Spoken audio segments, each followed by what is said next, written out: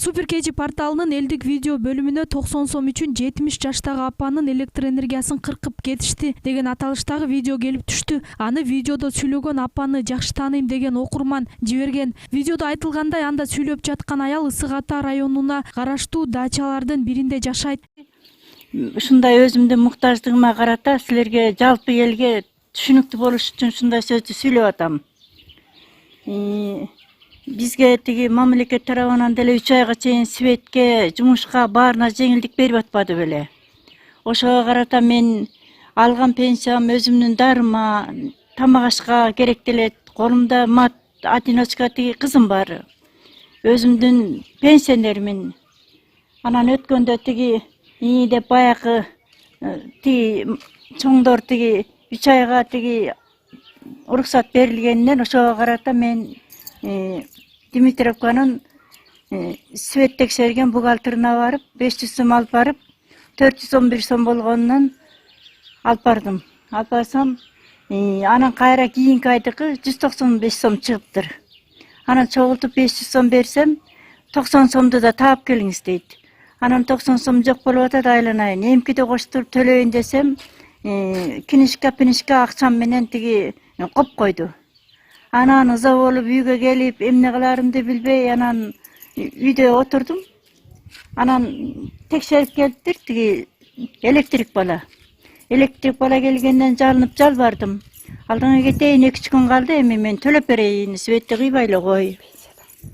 Пенсия тийсин, пенсиядан төлөп берейин, иштей турган киши жок. Кызымсыз болсо жумушсуз. Деп ошентсем болбой туруп эле тиги кызымды бияка жулуп ыргытып, тиги столбого чыгып туруп светимди кыйып салды. Бизге кайрылган окурман бүгүн 9-июнда апанын ооруканага жатып калганын кабарлады. Буга себеп айылда ага карата басым болгондугу дейт ал.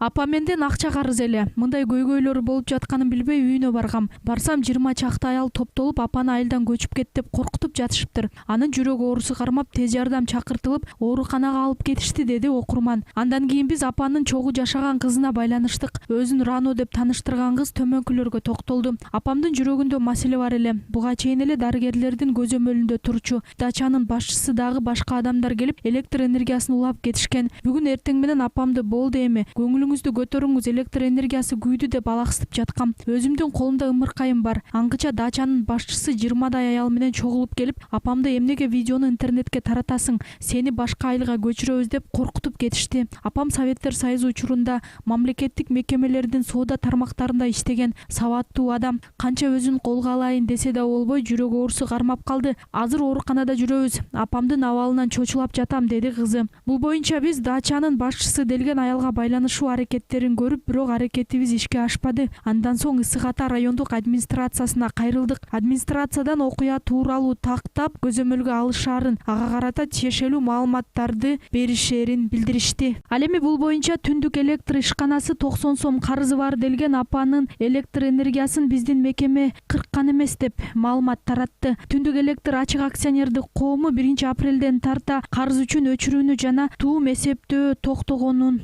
кошумчалады. Орчундуу окуялардан кабардар болуу үчүн биздин каналга жазылыңыз.